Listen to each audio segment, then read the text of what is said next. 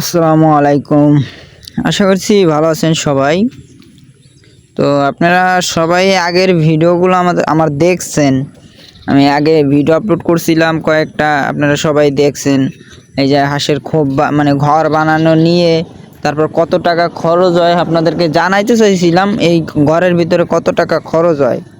তবে সময়ের কারণে কাজের ব্যস্ততায় পারি নাই, কিন্তু আজকে এই ভিডিওটা দেওয়ার উদ্দেশ্য হচ্ছে ভাই, আমি মানে কি বলবো, বলার মতো কোনো ভাষাই নাই।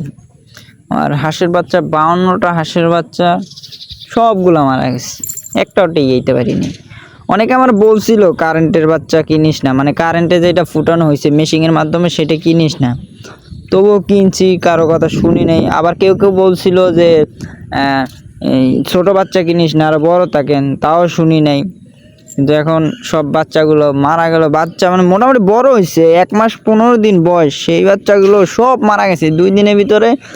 আমার প্রায় 30টা বাচ্চা মারা গেছে, হাঁসের বাচ্চা।